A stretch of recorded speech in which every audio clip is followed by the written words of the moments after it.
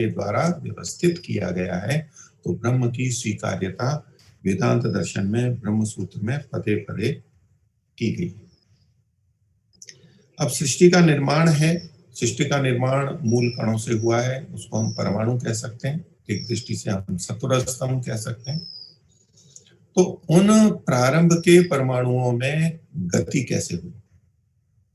सृष्टि के बनने पर तो बहुत सी क्रियाएं प्रकृति में अपने आप भी होती हैं, पीछे चेतन है लेकिन अपने आप होती हैं। जैसे कि सूर्य की गर्मी पा करके या अग्नि की गर्मी पाके वायु गर्म होती है, हल्की होती है, वो ऊपर उठने लगती है, वायु चलने लगती है, वायु बह रही है तो पत्ते उड़ने लगते हैं, धूल उड़ जाती है। ये सब जड़ से जड़ में करते हुए हमें प्रतीत होते हैं।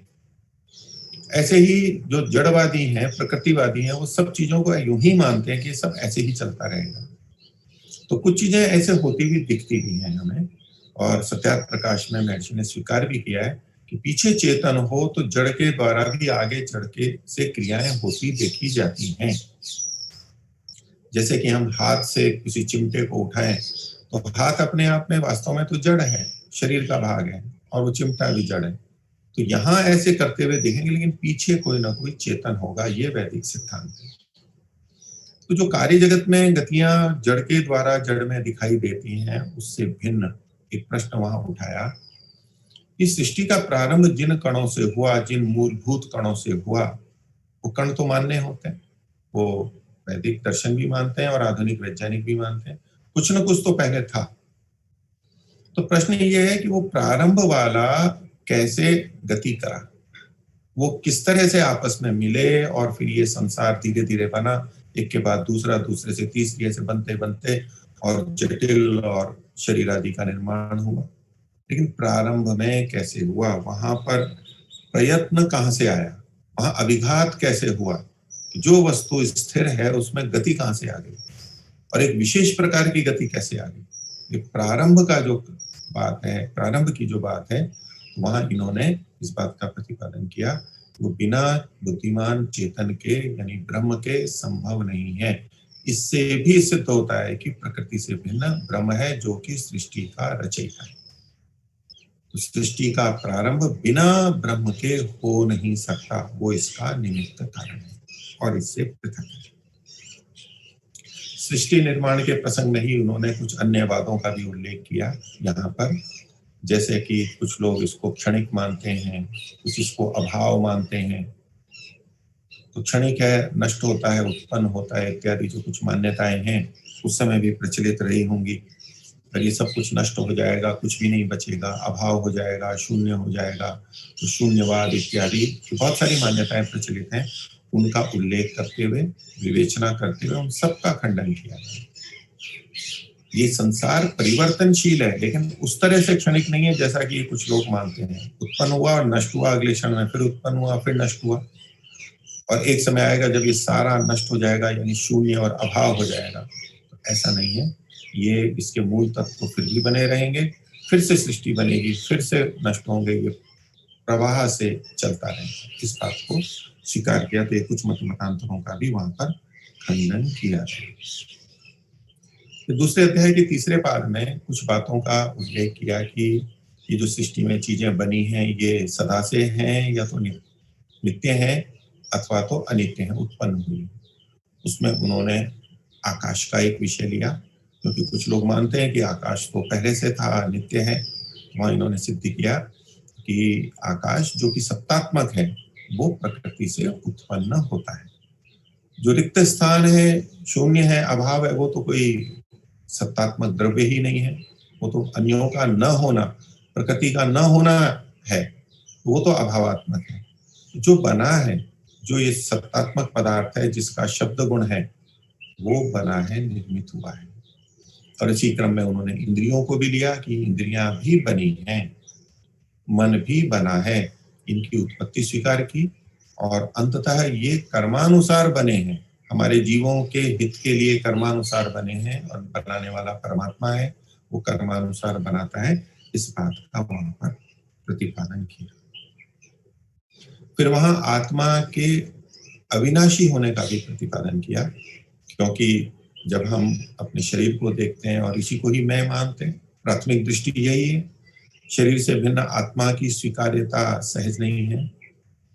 तो ऐसे में इस भ्रांति को हटाने के लिए उन्होंने वहां विवेचना की है, शास्त्रों के अनुसार वर्णन किया है कि शरीर से भिन्न जो चेतन तत्व है, आत्मा है, वो अविनाशी है।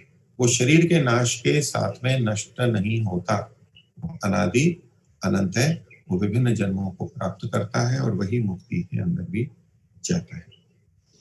और वो अणु परिमाण है, छोटा है, बहुत छोटा है, विभू नहीं है, सर्वव्यापक नहीं है। तो ऐसे में पूर्व पक्षी ने शास्त्र का प्रमाण दिया कि देखो यहाँ आत्मा शब्द है और उसको सर्वगत कहा गया। तो उसमें सिद्धांती उत्तर देते हैं कि यहाँ आत्मा शब्द के साथ सर्वगत लिखा है, लेकिन ये आत्मा जीवात्मा नहीं है, ये तो परमात्मा का, ब्रह्म का कथन है। क्योंकि इन लक्षणों के आधार पर ही हम जानते हैं कि यहाँ आत्मा शब्द जीव के लिए आया है या परमात्मा के लिए आया है। तो चूंकि वहां सर्वगत लिखा है तो यहाँ आत्मा का मतलब परमात्मा लिया जाता है, और जहाँ एकदेशी लिखा है वहां आत्मा का अर्थ जीवात्मा लिया जाता है। यही जो इनकी शैली है निर्णय करने की, कि जो लिंग या लक्षण वहां पर दिए गए हैं उसके आधार पर हम वहां पर जानते हैं। और आत्मा का एक बुद्धि गुण बताया गया कि आत्मा केवल बुद्धि या ज्ञान नहीं है। अनेक बार यद्यपि आत्मा चेतन है और ज्ञानवान है, लेकिन बहुत से लोग बुद्धि को ही मान लेते हैं, आत्मा को उससे परे नहीं मानते, क्योंकि बुद्धि में ही सारा ज्ञान होता है और ज्ञान गुण, बस ज्ञान ही आत्मा है ऐसा भी कहते हैं, क्योंकि ज्ञान गुण वाला आत्मा है और इस बुद्धि के माध्यम से वो ज्ञान को प्राप्त करता है। ये वहां स्वीकार किया और आत्मा को कर्ता के रूप में स्वीकार किया। ये भी विवेचना की गई और शास्त्र प्रमाण देते हुए, वेद का प्रमाण देते हुए आत्मा को कर्ता सिद्ध किया गया। क्योंकि जब हम और जगह कई बार देखते हैं तो आत्मा को अकर्ता भी कहा जाता है, क्रिया रहित भी माना जाता है। तो वो एक भिन्न दृष्टि से है, लेकिन कर्तृत्व जो है, कोई भी हम कर्म करते हैं उसका दायित्व, उसकी जिम्मेदारी आत्मा की है, वो चेतन है, वही करता है। महर्षि दयानंद ने इसको बहुत अच्छी तरह से प्रतिपादित किया, स्पष्ट किया, पुष्ट किया।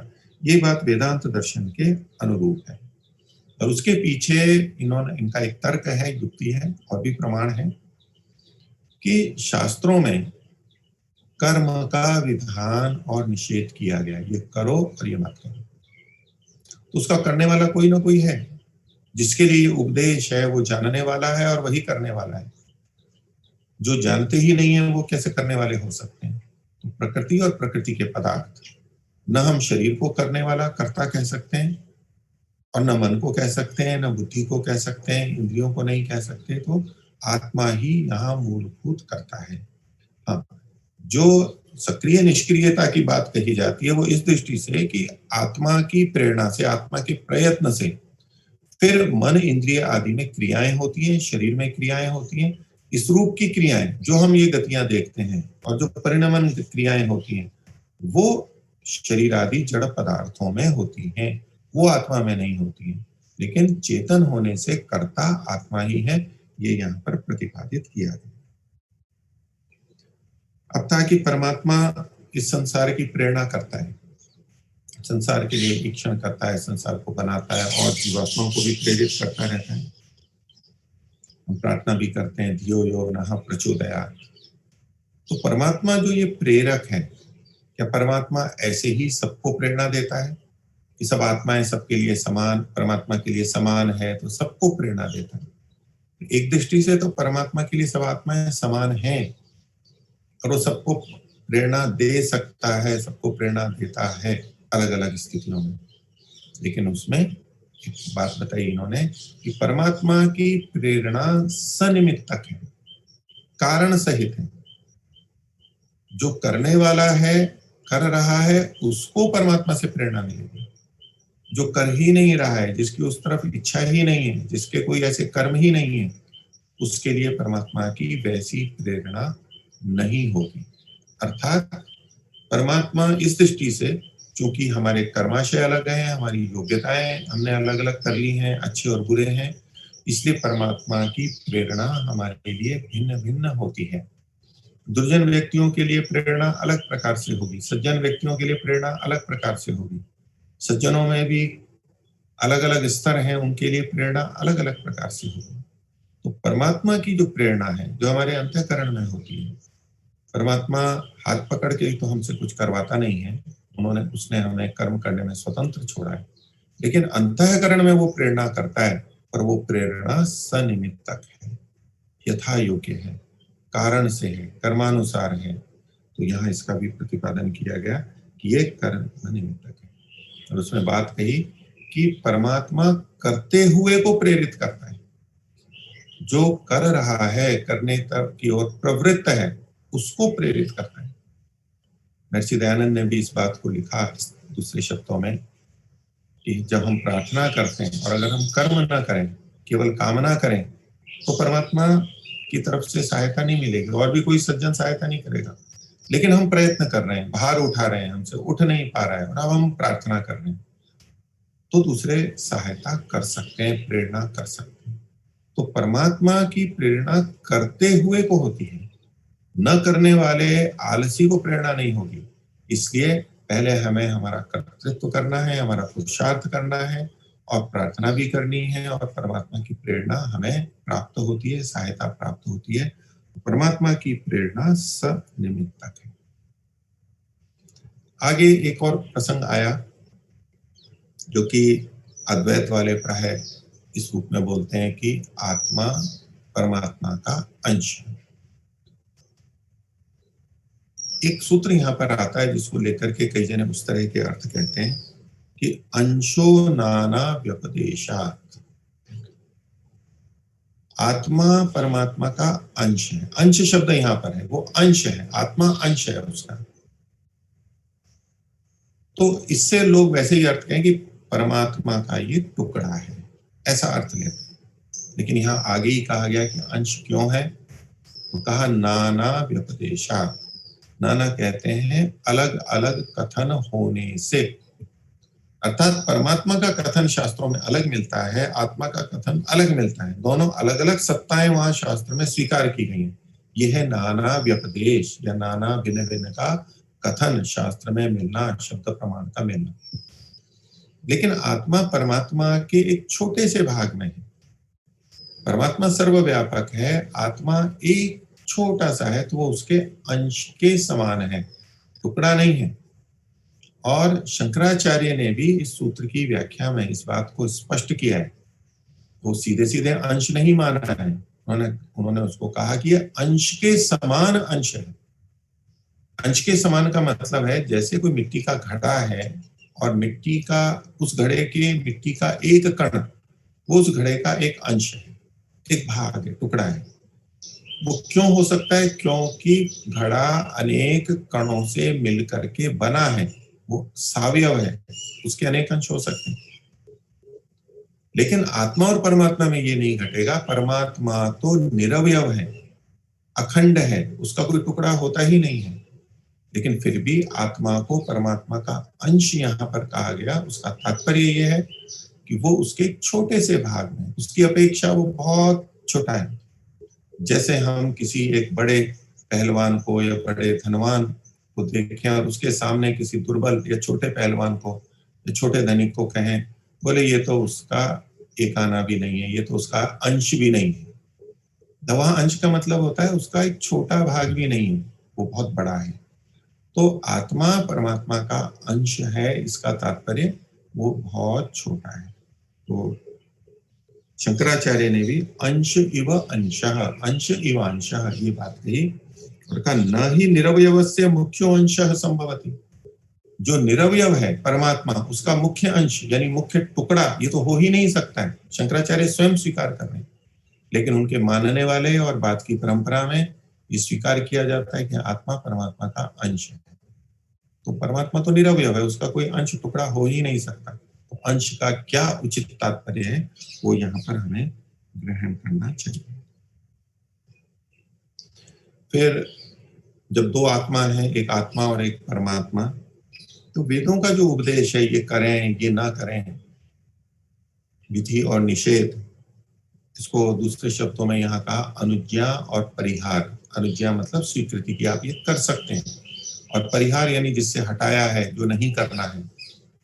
ये अनुज्ञा और परिहार है, वेद के अंदर जो विधि निषेध है वो परमात्मा के लिए नहीं है, वो आत्मा के लिए है। उसमें उन्होंने हेतु दिया कि जो शरीरधारी है उसी के लिए ये है, जो शरीरधारी नहीं है उसके लिए ये नहीं हो सकता है। और शरीरधारी में भी मनुष्य शरीरधारी के लिए वो विधि निषेध है, जो मनुष्येतर शरीरधारी हैं उनके लिए वो विधि निषेध नहीं है, वेद का उपदेश उनके लिए नहीं है और न ही ये परमात्मा के लिए है। तो आत्माओं के लिए, मनुष्य में स्थित आत्मा के लिए ये सारे कर्म हैं, परमात्मा के लिए कोई विधि निषेध नहीं है। परमात्मा पर कोई अन्य विधि निषेध को आरोपित कर रहा हूं। परमात्मा तो अपने नियम में स्वयं रहते हुए अपने सब कार्यों को यथा योग्य कर। आगे दूसरे अध्याय के चौथे पाद में प्राण और इंद्रियों की उत्पत्ति भी कही गई और प्राण का भी एक प्रसंग कहा गया कि प्राय करके प्राण को हम वायु मानते हैं। यहाँ प्राण का मतलब कर्मेंद्रियां हैं, इंद्रियां हैं, कर्मेंद्रियां हैं। तो वहां उन्होंने एक सूत्र दिया कि ये जो प्राण है ये न तो वायु है न वायु की क्रिया है, क्योंकि अन्य स्थानों पर हम प्राण और वायु को एक साथ मानते हैं। प्राण के जब हम भेद करते हैं तो प्राण, उदान, व्यान, अपान, समान, ये मुख्य 5 और फिर उपप्राण भी मानते हैं, तो उसको वायु के साथ में जोड़ते हैं। और वायु की क्रिया है उसको भी प्राण के रूप में कहते हैं, वो भिन्न संदर्भ में कहा जाता है। लेकिन इन्होंने कहा कि ये जो प्राण है ये न तो वायु है न वायु की क्रिया है, अर्थात इससे भिन्न तत्व है। ये इंद्रियों के संदर्भ में कहा है कि ये जो इंद्रियां हैं ये वायु से उत्पन्न नहीं है, न ही ये वायु है। और इन इंद्रियों की 5 वृत्तियां स्वीकार की गई। जैसे मन की 5 वृत्तियां हैं, योग दर्शन, सांख्य में और वैशेषिक में भी कही गई, वेदांत भी इस बात को स्वीकार करता है। तो ये जो मन की 5 वृत्तियां हैं, 5 प्रकार की वृत्तियां हैं, ऐसे ही इंद्रियों की भी 5 वृत्तियां स्वीकार की गई हैं। ज्ञानेंद्रियों की अपनी 5 वृत्तियां हैं, वो ज्ञान अलग अलग ज्ञान प्राप्त करती हैं। कर्मेंद्रियों की भी अपनी वृत्तियां हैं, अपने अपने कर्मों को वो करती हैं, उनकी भी वृत्तियां। वृत्ति का मतलब यहाँ पर व्यापार है, क्रियाएं हैं। मन की वृत्ति चूंकि विचार के रूप में होती है, इसलिए हम वृत्ति का अर्थ विचार समझते हैं। सामान्य भाषा में वृत्ति यानी विचार, क्योंकि मन के संदर्भ में ही हम देख रहे होते हैं। लेकिन वृत्ति का मतलब वास्तव में व्यापार या क्रिया होता है। तो इंद्रियों के भी क्रियाएं व्यापार होते हैं, तो उसकी भी वृत्तियां वहां स्वीकार की गई हैं। फिर तीसरे अध्याय में इन्होंने आत्मा के साथ जुड़े हुए सूक्ष्म शरीर का वर्णन किया कि एक आत्मा जब नया शरीर धारण करती है, एक शरीर को छोड़ती है, तो साथ में सूक्ष्म शरीर जाता है, उसका विवरण है। और कहाँ कहाँ कैसे कैसे गति होती है, कैसे कैसे जाता है, उसका भी वहां पर उल्लेख किया गया है। तीसरे अध्याय के दूसरे पाद में आगे सुषुप्ति और मूर्छा का वर्णन किया गया। सुषुप्ति में बताया, स्वप्नावस्था का वर्णन किया गया और एक प्रसंग उठाया कि स्वप्नावस्था में कि जब हम सपने देखते हैं तब जो चीजें दिखाई देती हैं वो क्या होती हैं, वो वास्तविक होती हैं या अवास्तविक होती हैं। इस सृष्टि की रचना, विभिन्न चीजों की रचना, बाहर हम क्या करते हैं, जितना करते हैं, लेकिन सपने में हम न जाने क्या क्या कर लेते हैं, बहुत सारी चीजें कर लेते हैं, बहुत सारी चीजें हो जाती हैं। और कोई सृष्टि की रचना भी कर सकता है सपने में कि मैंने सृष्टि को बनाया। तो वहां स्पष्ट किया कि जो स्वप्न में होता है ये माया मात्र है, कि बस हमें वहां दिखाई दे रहा है, वास्तव में ऐसा नहीं होता है। इसलिए ये जो सारे संसार की रचना है ये मनुष्य या आत्मा नहीं कर सकते। स्वप्न में ये रचना नहीं होती है, ये वास्तव में परमात्मा के द्वारा की जाती है। ईश्वर ही सृष्टि की रचना करता है। और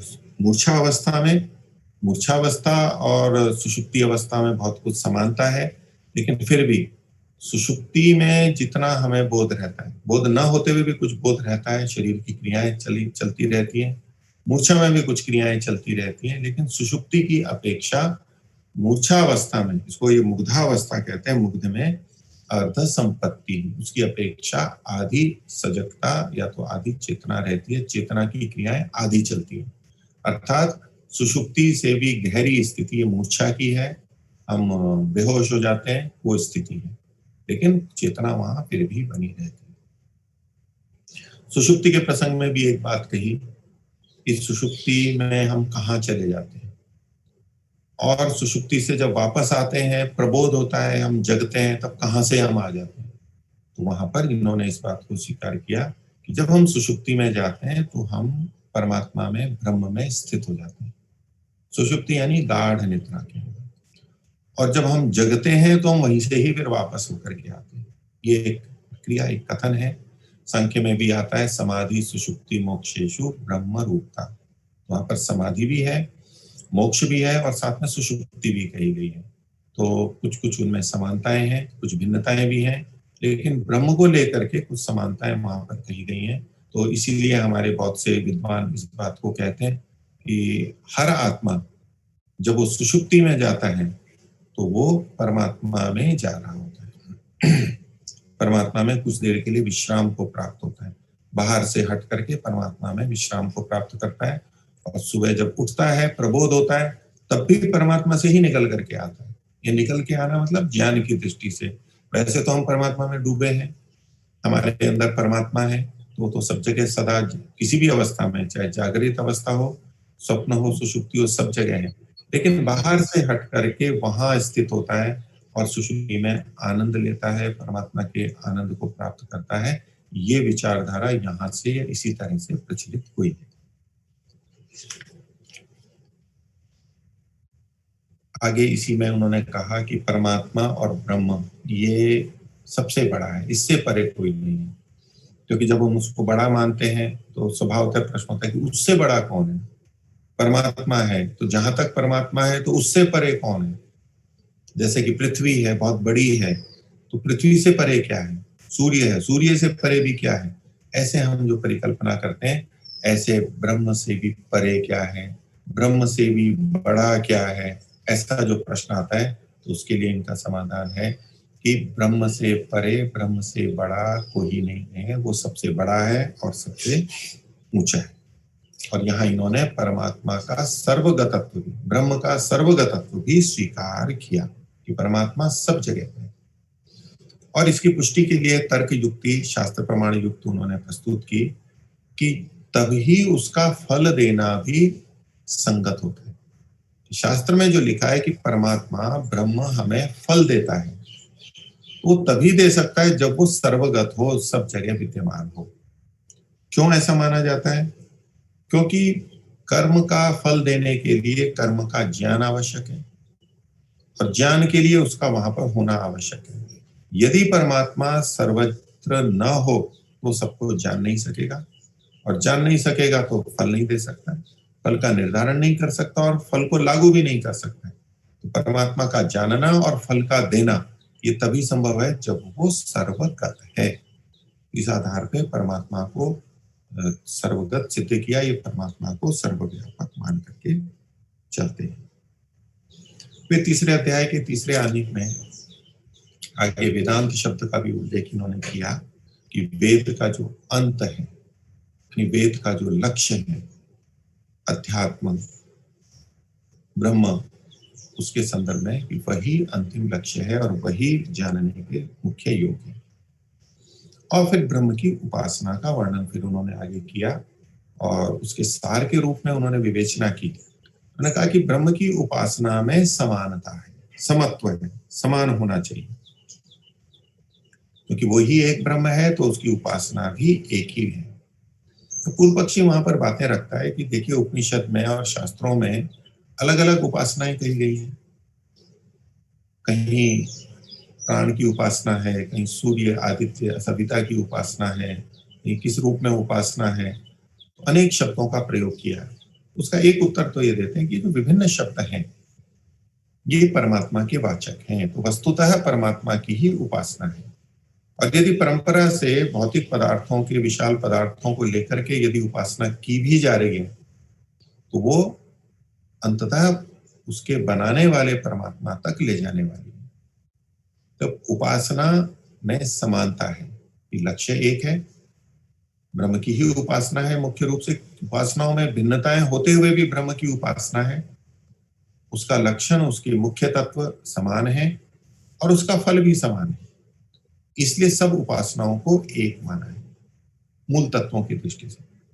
लेकिन यदि बाह्य स्वरूप की दृष्टि से देखें तो अलग अलग उपासनाओं में परमात्मा को अलग अलग नामों से, अलग अलग गुणों को लेकर के वर्णन किया गया है और अलग अलग करते हैं, किया जा सकता है। जैसे कि अलग अलग मंत्रों को लेकर के हम उपासना कर सकते हैं। जो वैदिक संध्या महर्षि ने प्रतिपादित की है वो अपनी जगह होते हुए भी साधक अलग अलग मंत्रों को भी प्रयोग करते हैं। भिन्न समय में कर सकते हैं, उस समय में भी करते हैं, अलग अलग शब्द पे केंद्रित होते हैं। तो ये भिन्नताएं रहेंगी, लेकिन ब्रह्म वही रहेगा और मूल प्रक्रिया वही रहेगी। उसकी स्तुति, प्रार्थना, उसकी निकटता, उसको शुद्ध स्वरूप से जानना, ये वही रहेगा। और उसका फल यानी मुक्ति, अंतःकरण की शुद्धि और फिर मुक्ति, ये भी वही रहेगा। वो सबके अंदर समान है। तो उपास्य एक है, लक्षण एक है और फल भी एक ही है। ये इनका यहाँ पर प्रतिपादन किया। फिर मोक्ष में अधिकार की बात आई कि मोक्ष में अधिकार कब तक रहता है, किसका रहता है। तो उन्होंने कहा कि जब तक मोक्ष में व्यक्ति कब तक रहेगा, तो जब तक उसका अधिकार है तब तक रहेगा, तब तक उसकी वहां पर अवस्थिति रहेगी। जब अधिकार नहीं रहेगा वो वापस बंधन के अंदर आ जाएगा। आगे एक प्रसंग और उठाया इन्होंने कि हम सामान्य व्यक्ति ब्रह्म को सोचते हैं, स्वीकारते हैं, मानते हैं, बोलते भी हैं, लेकिन बीच बीच में ब्रह्म का लोप हो जाता है। हमारे मस्तिष्क से, हमारे ज्ञान में, हमारे विचार से ब्रह्म परमात्मा का लोप हो जाता है, वो विस्मृत हो जाता है। तो किनको विस्मृत नहीं होता? तो उन्होंने कहा कि आदराद अलोपः। जब उसके प्रति आदर होता है तो फिर लोप नहीं होता है, वो सदा बना रहता है। और इसका मुख्य तात्पर्य असंप्रज्ञात समाधि प्राप्त योगी के लिए कहा गया है। जब आत्मा को परमात्मा का साक्षात्कार हो जाता है, उसके आनंद को पा लेता है, उसके ज्ञान को पा लेता है और अब उसमें संदेह का कोई अंश ही नहीं है, पूरी तरह से निश्चित है, तो अब उसके प्रति, परमात्मा के प्रति उसका अत्यधिक आदर होता है।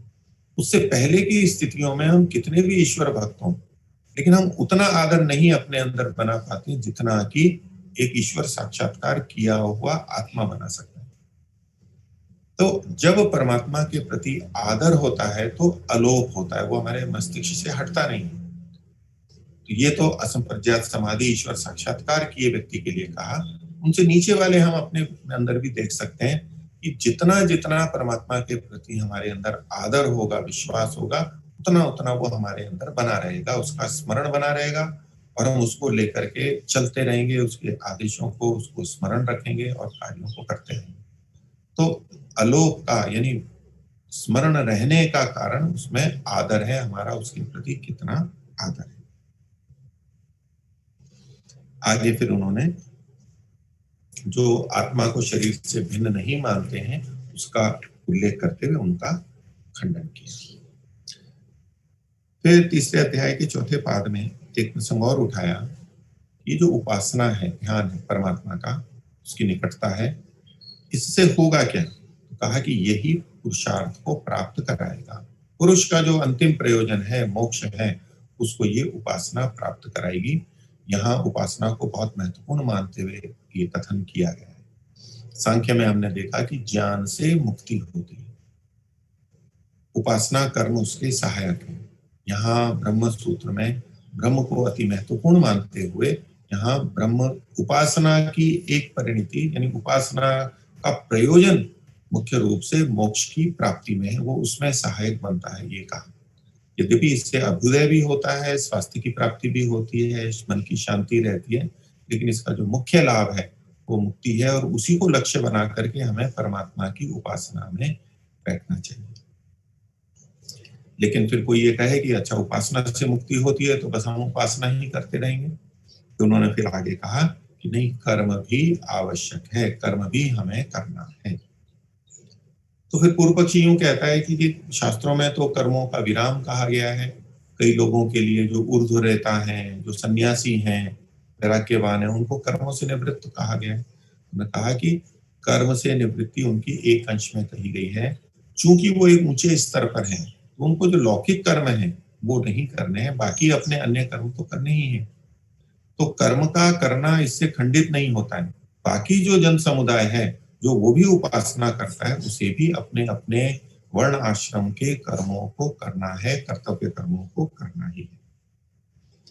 फिर आगे एक प्रसंग उठाया कि जैसे विद्या या ज्ञान कहें कि उससे मुक्ति होती है, कि विद्या का कर्मांगत्व नहीं है।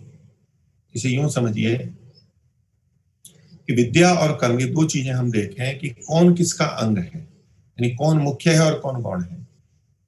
एक तरफ हम देखेंगे कि ज्ञान अकेला क्या करेगा यदि कर्म ना हो तो निरर्थक है, कर्म करेंगे तो लाभ है, नहीं तो ज्ञान से क्या लाभ है। तो इस दृष्टि से ज्ञान कर्म के लिए है, कर्म करने के लिए ज्ञान है, इसलिए ज्ञान कर्म का अंग हो गया, ऐसा बहुत से लोग प्रतिपादित करते हैं, अर्थात कर्म ही मुख्य है। यहां इन्होंने कहा कि विद्या का यानी ज्ञान का कर्मांगत्व नहीं है, क्योंकि दूसरा पक्ष भी है कि बिना ज्ञान और विद्या के कर्म होते ही नहीं है, कर्म हमारे ज्ञान पर आधारित है। इन्होंने कर्म और ज्ञान को जुड़ा हुआ होते हुए भी पृथक करते हुए कहा कि विद्या या जो ज्ञान है वो कर्म का दास नहीं है, कर्म की दासी नहीं है, उसका अंगत्व नहीं है, उसका ये स्वतंत्र रूप से विद्या मुक्ति प्राप्ति में सहायक है। ज्ञान कर्म उपासना तीनों को यहाँ पर स्वीकार किया गया, तीनों की मुक्ति प्राप्ति में आवश्यकता है, हमें सबको लेके चलना है। ये अलग बात है कि अंतिम कारण विद्या यानी विवेक ही बनता है। आगे चौथे अध्याय में फिर उन्होंने मुक्ति की प्राप्ति के बाद में मुक्ति की प्राप्ति कैसे कैसे होती है और मुक्ति का वर्णन कुछ आगे किया कि ये जो मुक्ति की प्राप्ति है, एक बार मुक्ति का सोचना है, कर्म करना है, फिर मुक्ति प्राप्ति का करना है। मुक्ति की प्राप्ति एक बार में सुनने समझने से नहीं होती है, जैसा कि सांख्यकार ने भी कहा था, उन्होंने कहा आवृत्ति ही असकृत उपदेशात्, एक बार नहीं अनेक बार उपदेश से, बार बार उपदेश से, सुनने से, आवृत्ति करने से, अभ्यास करने से ये प्रक्रिया होती है। तो हमें जब तक प्राप्ति नहीं हो तब तक ये करते रहना चाहिए। ब्रह्म का ध्यान, ब्रह्म की प्राप्ति ध्यान से उपासना से होगी, वो भी सहायक है। तो वहां पर उन्होंने कहा कि ये कैसे संभव है, तो कहा आसीनः संभवात्, आसीन होकर के बैठ करके ही ये संभव है, अर्थात हमें उपासना आदि के लिए बैठना भी चाहिए। चलते फिरते जो ईश्वर का ध्यान है वो एक अलग स्थिति है, लेकिन विशेष रूप से इसके लिए बैठना, अन्य कार्यों को छोड़ना ये आवश्यक। मैं क्यों कहा, बोले ध्यान आचार्य, क्योंकि ध्यान होता है, ध्यान वही तब होगा जब हम अन्य क्रियाओं को रोक करके परमात्मा में ही स्थिर होंगे, तो पूर्ण एकाग्र हो सकेंगे। उसमें आगे हेतु दिया अचलत्वं च अपेक्ष्य, अचलत्व की अपेक्षा है, चलायमानता नहीं होनी चाहिए। वो शरीर की चलायमानता भी बाधक बनती है और मन की चलायमानता तो बाधक बनती ही है, वहां अचलत्व की अपेक्षा से एक ध्यान की विधि बताई कि हमें स्थिर होना है, जैसे कि योग दर्शन में कहा स्थिर सुखम आसनम।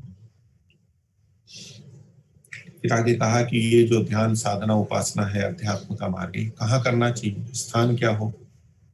तो उन्होंने कहा कि स्थान का कोई अलग से वर्णन नहीं कर सकते, यद्यपि अच्छे स्थान बताएं, उपवरे च गिरिणाम संगमे च नदीनाम इत्यादि इत्यादि, लेकिन फिर भी यत्रैकाग्रता तत्र अविशेषा, जहां हमारी एकाग्रता बन रही है उसके साथ अन्यों की अविशेषता यानी समानता है।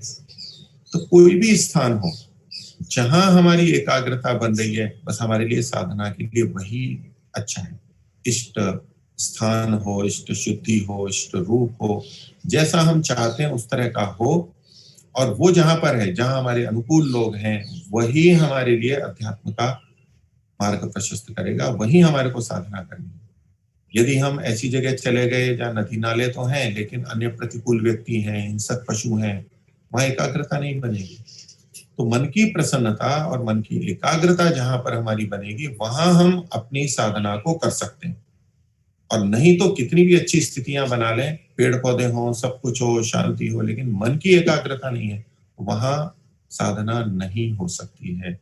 ये कहा, इसे सांख्य में भी इस बात को कहा था कि न स्थान नियम, स्थान का कोई नियम नहीं है कि इसी जगह पे होगी, किसी भी स्थान पे हम कर सकते हैं, किसी मंदिर में जाके या किसी उपासना गृह में जाके, कहाँ घर के एक खास स्थान में, कहीं भी हो सकता है। मन की एकाग्रता होनी चाहिए, ये भी वहां पर मुख्य है। फिर इसमें आगे उन्होंने कहा कि जब ब्रह्म की प्राप्ति हो जाती है तो और क्या होता है, तो कहा कि जो हमारे पाप और पुण्य हैं वो समाप्त हो जाते हैं, नष्ट हो जाते हैं। तो उसमें जो उत्तरवर्ती हैं, जो भविष्य में होने वाले कर्म हैं, पाप भी और पुण्य भी, दोनों के लिए कहा गया अलग अलग। तो जो पाप हैं, भविष्य में होने वाले हैं, उनका अश्लेष होगा, यानी वो हमारे से जुड़ेंगे ही नहीं, वो हम करेंगे ही नहीं। और जो पूर्व कर्म है उनका विनाश हो जाता है। तो जब ब्रह्म को प्राप्त कर लेता है तो गलत कर्म तो करेगा ही नहीं, और सकाम पुण्य कर्म भी वो नहीं करेगा, और जो पिछले कर्म हैं वो सारे समाप्त हो जाएंगे, और वो फिर जैसे ही शरीर का पात होगा वो मुक्ति को प्राप्त हो जाएगा, मुक्ति में चला जाएगा। इस प्रसंग में उन्होंने फिर वहां उत्तरायण और दक्षिणायन का भी प्रसंग बताया है। तो जो हम ज्ञान का मार्ग है, उत्तर हमारी वृत्ति है, प्रकाश की वृत्ति उत्तरायण में, ज्ञान की वृत्ति होते हैं, तब हमारी ऊर्ध्व गति होती है। फिर मुक्ति में जाते हैं तो कैसे शरीर को त्याग करता है, तो उसमें मूर्धन्य नाड़ी से उन्होंने उल्लेख किया, ऊपर एक नाड़ी है, वहां से वो आत्मा उत्क्रांति को प्राप्त करता है और ब्रह्म को प्राप्त करके वो बहुत प्रसन्न संप्रसाद की स्थिति में जाता है। सूक्ष्म शरीर का वर्णन फिर से यहाँ पर किया कि जब वो मुक्ति में जाता है तो सूक्ष्म शरीर छूट जाता है। कुछ मानते हैं कि सूक्ष्म शरीर वहां रहता है, कुछ मानते हैं सूक्ष्म शरीर का अभाव रहता है, जो प्रसंग सत्यार्थ प्रकाश में भी आया है। तो वहां इसका तात्पर्य ये समझा जाता है कि जो प्रकृति से बना हुआ सूक्ष्म शरीर है वो तो हट जाता है, क्योंकि वो बंधन है, प्रकृति से बना है, प्रकृति से मुक्ति की बात है। लेकिन आत्मा का जो अपना स्वरूप है वो वहां पर रहता है, आत्मा के संकल्प वहां पर रहते हैं, और अपने संकल्प मात्र से वो विभिन्न चीजों को प्राप्त करता है, गति करता है। परमात्मा वहां पर माध्यम बनता है, परमात्मा की सहायता से वो इन सब चीजों को मुक्ति में प्राप्त करता है। और समाप्त करते हुए वहां पर कहा कि मुक्ति में जो आत्मा का ऐश्वर्य है, जो विकास है, जो अच्छी स्थिति है, वो मुक्ति तक के लिए है, वो संसार या जगत के लिए नहीं है। उसमें कहा कि मुक्ता आत्माएं जगत व्यापार से वर्जित होती है, संसार से संबंधित जो व्यापार हैं, कार्य हैं, वो उनका क्षेत्र नहीं है। जो मुक्त आत्मा वहां से बैठे हुए मुक्ति की स्थिति में जहां भी है, वो जीवन लोगों को कहे मैं इसका ये हित कर दूं, मैं इसको ये कह दूं, उसको उपदेश दे दूं, ऐसा वो मुक्त आत्माएं कुछ नहीं कर सकती। वो कहे मैं ये बना दूं, मैं ये कर दूं, वो ऐसा नहीं कर सकती। इसमें परमात्मा का अधिकार है। मुक्त आत्माएं मुक्ति में रहते हुए किसी का कुछ भी संसार के लोगों का हित या हित नहीं कर सकती, अहित तो वो करेगी ही नहीं। वो जगत के व्यापार से रहित है। इसी तरह से मुक्ति के काल को छोड़ करके बीच में कोई आत्मा जन्म नहीं लेती। मुक्ति का काल जब समाप्त होता है तब एक सामान्य आत्मा की तरह से वो भी जन्म लेती है। कई जने अति श्रद्धा में इस बात को कह देते हैं कि महर्षि दयानंद की आत्मा मुक्ति से आई हुई आत्मा थी, यानी मुक्ति से बीच में लौट करके आई हुई आत्मा थी, संसार के उपकार करने के लिए आई हुई थी। ये भावनाओं में कुछ बातें कह दी जाती हैं, लेकिन शास्त्र के अनुसार कोई भी आत्मा मुक्ति के बीच में लौट नहीं सकती है। वो कोई बंधन नहीं है, लेकिन वो आना भी नहीं चाहती है, और वो जगत में कोई हस्तक्षेप भी नहीं कर सकती है। तो ये वहां अनावृत्ति शब्द से ग्रहण किया कि मुक्ति से आवृत्ति नहीं होती है, यानी ऐसे बीच में नहीं आ सकता है, लेकिन जब मुक्ति का काल पूरा हो जाएगा तब तो वो वापस आती है। तो ये चौथे अध्याय में भी मुक्ति का और इस सब का वर्णन करते हुए इस वेदांत दर्शन को महर्षि वेदव्यास ने समाप्त किया। आज इसका विषय में यही समाप्त करता हूँ। आगे फिर पूर्व मीमांसा यानी मीमांसा का परिचय प्राप्त करेंगे। सभी को धन्यवाद, सभी को सादर नमस्ते।